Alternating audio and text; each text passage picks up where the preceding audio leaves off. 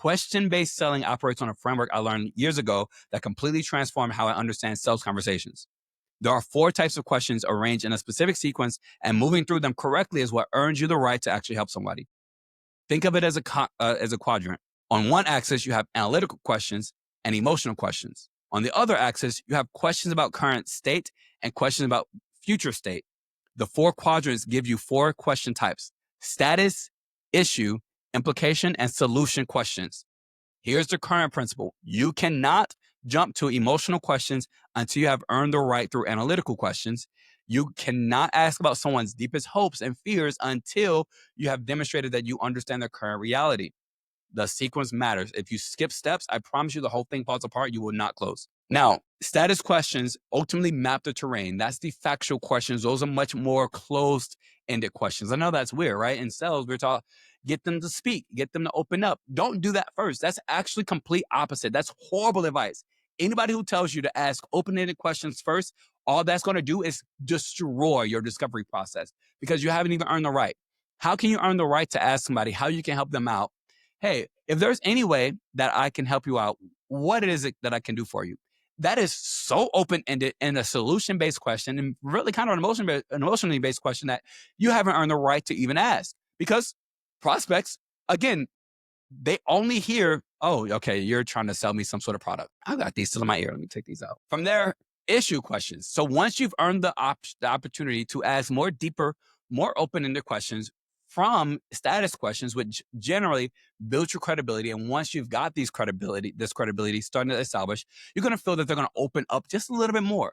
And when they start opening up a little bit more, that's where you walk into issue questions. What are the issues that you're having? You want to find those cracks. And so when you do ask this, instead, you're shifting from more of these factual-based questions of what exactly is going on to why do you believe this happens. After you shift to these issue-based questions, from there, you're going to start getting much more information. After you get more information and they're starting to open up more, now you move to the implication-based questions, which generally moves you from the analytical to the emotional side. Once you move from the emotional side, now you're crossing into being able to ask much more open-ended questions. And that pulls you to the implication questions. This is moving past that threshold of the analytical, closed-ended, credibility-based questions. If the status questions mapped the terrain and the issue questions found the cracks, the implication questions are going to reveal what those cracks actually cost your stakeholders and your prospects. You've earned the right to now ask, what has it cost you? This is where those facts are going to turn into feelings for you. And once you can do that, once you've got implications of the issues and the facts of their life or their business or whatever it is that they're having, now they're much more willing to express everything to you because really now you cross into that point where maybe there is a sort of relationship. Maybe you are credible enough as a salesperson to actually help me. Maybe you do value my reality. And once you've got that, now you can ask those final great questions, which are those solution questions. And this is where you can present vision to someone.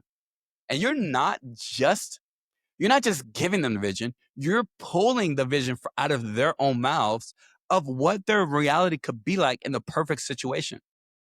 That's where you can get to ask those final big questions that pours belief into them about what a relationship between the two of you could actually look like, especially when it's based on intentions. So you must earn that right.